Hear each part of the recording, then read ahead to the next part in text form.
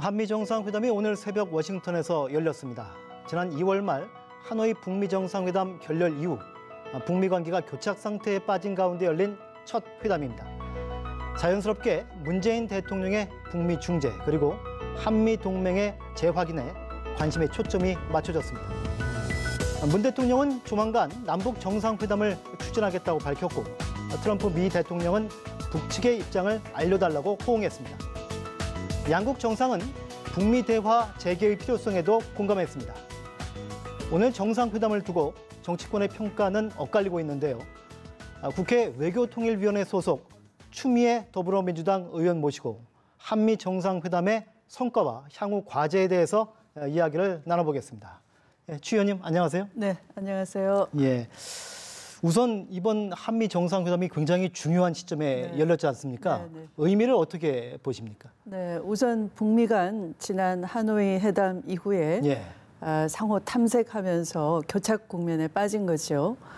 회담 불발에 대해서, 노딜에 대해서 상호 복귀해보고 탐색하는 그런 신중한 그런 기간이다 보니까 교착 국면에 빠져 있었는데요. 이것을 일거에 타개한 그런 중요한 의미가 있죠.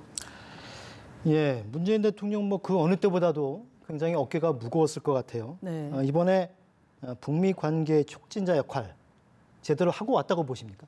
네, 제대로 하셨습니다. 두 가지 일을 해내신 것 같은데요. 하나는 하노이 노딜로 끝난 이후에 미국에는 강경파가 주도하고 있다 하면서 빅딜 없이는 북미 간에 어떤 합의도 이제 앞으로는 없다 이렇게 단정 지어졌는데요. 트럼프 대통령은 문재인 대통령을 만나서 점진적인 합의도 가능하다 이런 유연성을 확인을 해 주었고요. 또 하나는 제3차 북미 회담도 가능성을 또 열어두신 거죠. 그래서 이 두 가지가 큰 중요한 의미가 있다 생각합니다. 예, 지금 아까 말씀하신 것 중에서 이 트럼프 미 대통령의 발언 가운데 눈에 띄는 게 스몰 딜이다. 또는 이 북한 비핵화를 단계적으로 조각내서 해결할 수도 있다. 이렇게 지금 발언을 했지 않습니까?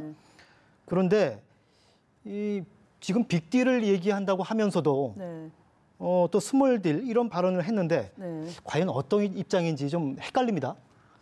그것은 국내에서 너무 잘못 알려져서 그런 것이고요. 이른바 이제 빅딜이라는 것은 완전한 비핵화를 얘기하는 것이고요. 그 완전한 비핵화에 대해서는 한미 간에 완벽하게 의견 일치를 하는 겁니다. 무슨 얘기냐 하면 최종 목표, end goal 또는 최종 상태, end state 이런 거나 또는 포괄 합의, 이른바 comprehensive agreement 이런 것들은 북한의 완전한 비핵화를 얘기하는 것이고요. 그것은 판문점 선언에서도 남북 간에 합의를 했던 것이고 또 판문점 선언에 이어서 6.12 싱가포르 선언에서도 완전한 비핵화를 언급을 한 그런 세계적 담판이 있었잖아요. 그러니까 거기 완전한 합의, 완전한 비핵화 최종 목표에 대해서는 한미 간에 의견 일치가 된 것이고 다만 그 목표에 이르는 과정에서 단계적으로 해야 된다 하는 것을 이번에 사실은 확인하고 돌아온 것이다라고 할 수 있는 거예요. 여태까지 강경파가 주도해서 단계적 합의는 없다 이렇게 알려져 있었는데 이번 문재인 대통령께서 트럼프 대통령과 만나서 비핵화의 목표에 이르기까지는 얼마든지 단계적 합의가 가능하다 이렇게 된 것이죠. 그러니까 단계적 합의, 이른바 스몰 딜도 가능할 수 있다는 그런 점을 이끌어냈다 이렇게 보시는군요. 우리는 이번 회담에서 굿 이너프 딜이라고 하죠. 그러니까 영변 핵폐기 플러스 알파. 북한이 그렇게 나서면 미국은 단계적으로 이 보상을 한다 이런 중재안인데요. 언론 보도에 보면은 이 굿 이너프 딜 우리가 제시했는데 미국이 특별한 반응을 보이지 않았다 이런 얘기도 있는데 그거는 다른 얘기인가요? 그것은 트럼프 대통령이 스몰 딜의 가능성을 열어뒀잖아요. 그러니까 완전한 비핵화에 이르기 전까지 그러니까 이게 이제 유념해야 될 것은 이른바 살라미 전술을 해가지고 너무 세분화 시켜가지고 그거에 대한 예. 북한의 어떤 진정성 이런 것 때문에 다시 이 후퇴되고 역행되고 예, 하는 예. 거잖아요. 예. 그래서 그 촘촘한 그런 합의를 좀 더 이렇게 생략해서 바로 스몰 딜이라기보다는 스몰러 딜, 더 예. 작은 합의도 가능하다 이렇게 했어요. 그러니까 어떻게 보면 아주 살라미식으로 아주 촘촘하게 슬라이스 조각조각 낸 것보다는 좀 이렇게 어떤 영변을 먼저 폐쇄를 하겠다. 또는 영변 다음으로 또 뭘 하겠다. 이렇게 네. 좀 굵직굵직하게 단계 넘어가면서 거기에 상응하는 뭐 제재를 좀 어떻게 단계적으로 완화한다든지 이런 것들은 가능성을 열어놓은 아주 큰 의미 있는 회담을 하고 오셨다라고 저는 예. 평가를 합니다.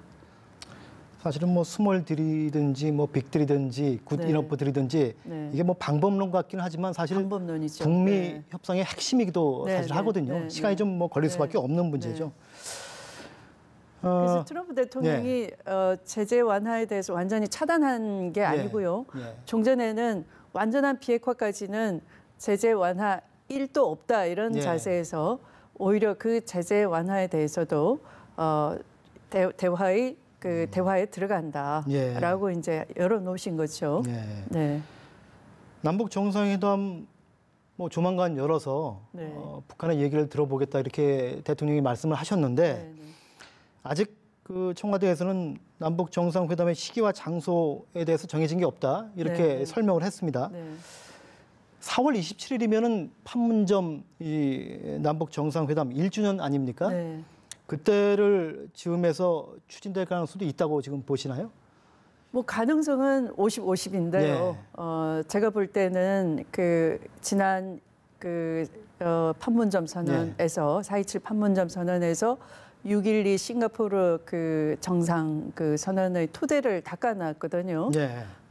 그런데 만약에 3차 북미 정상회담이 회담의 네. 가능성을 트럼프 대통령이 시사를 하셨기 때문에 또다시 그 남북 간의 그 정상 간에 만난다면은 그 제3차 북미 정상회담의 틀을 닦는 그런 정도로 함축적으로 네. 비핵화의 진전을 이루기 위해서 그런 틀을 닦는 회담이어야 좋을 것 같아요. 제 생각에. 네. 그래서 반드시 뭐 서둘러서 4월 27일 지난해의 판문점 그 남북 정상의 만남의 1주년의 어떤 타임라인을 정해가지고 서두를 필요는 없다라고 생각이 되네요. 예. 네. 그러니까 이번에 문 대통령이 트럼프 미 대통령 방한도 요청을 네, 했습니다. 네, 네. 트럼프 대통령 일정을 보면 5월쯤에 아마 일본을 방문할 예정인데 네, 그 즈음에 뭐 우리를 방문할 가능성도 있어 보이는 거죠? 제가 볼 때는 우선 일왕 즉위식이 있고요. 예. 그다음에 G20가 일본에서 열리고요. 예. 그래서 두 번의 그 이웃 일본에 올 기회가 있는데 저는 트럼프 대통령이 문재인 대통령의 그 서울 방문에 대해서 예. 감사하다라고 말씀을 하셨는데 예. 실제 오셨으면 좋겠어요. 왜냐하면 평화에 대한 진전을 한번 목격을 하셔야 됩니다. 그 트럼프 대통령이 지난번 서울 오셨을 때는 안개 때문에 예. 그 DMZ 부근을 가시려다가 못 갔어요. 못 갔죠. 이번에 예. 다시 오면 그때와 상황이 완전히 달라졌죠. 예. 트럼프 대통령의 세계적 담판을 해낸 성과이기도 하고요. 또 그 사이에 남북 사이에는 DMZ에서 그 GP가 철수가 됐고 또 그 공동 경비 구역의 자유 왕래가 이루어지고 예. 또 이 서해안 한강변에는 공동 수로 조사도 하고요. 이렇게 평화의 진전이 이루어졌으니 이런 게 다 북미 관계의 속도도 좀 병행해서 필요한 것이다라고 예. 실제 평화의 진전을 목격을 하시면 이 북미 회담에 임하는 자세도 달라질 것 같아서 저는 서울 방문을 꼭 하셨으면 좋겠어요. 예. 뭐 그동안 이 비핵화 문제를 갖고 네. 사실은 뭐 야당이라든가 이 보수 언론들은 이 한국에 대한 미국 내 불신이 굉장히 커져서 네. 이번 회담에서 뭐 의미 있는 결과가 나오기 어려울 것이다 이렇게 아마 전망들을 했는데 네. 이번 회담을 통해서 이런 어떤 회의 네. 우려가 불식이 좀 됐다고 보십니까? 저는 그 문재인 대통령께서 한미 공조를 제일 중요하게 생각했어요. 네. 북미 간의 회담이 성사되려면 기본적으로 한미 동맹이 물샐 틈 없어야 된다를 트럼프 대통령한테 미국 시민이 지켜보는 가운데 네. 오벌 오피스에서 확고하게 말씀을 하셨고 트럼프 대통령이 거기에 수긍을 하신 거고요. 그리고 하노이 회담 이후에 보통 어떤 국제적인 회담이 결렬이 되거나 하면 국내에 강경파가 득세를 하는데요. 네. 미국도 이번에 문재인 대통령이 확인하니까 강경파의 주도가 아니라 트럼프 대통령 원래의 탄성을 회복했어요. 이른바 그 마이클 코언의 의회 청문회 때문에 수세에 몰리다가 뮬러 특검의 보고서로 인해서 이제 지난 대선 때의 러시아 개입설 또 사법방해 사기 이런 거에 대해서 주요 범죄에 대해서는 면죄부를 얻었다 네. 할 수 있잖아요. 그러니까 그렇죠. 네. 트럼프 대통령 특유의 어떤 그 과감한 모험을 감행하는 톱다운 방식의 그런 외교에 능한 것이고 그걸 다시 회복을 한 것이거든요. 네. 그래서 미국도 노딜 회담 이후에 비교적 원래의 탄성을 회복했고 북한도 대내적 결속은 다지지만 대외적인 비난, 탓을 돌리는 그런 공방은 하지 않거든요. 예.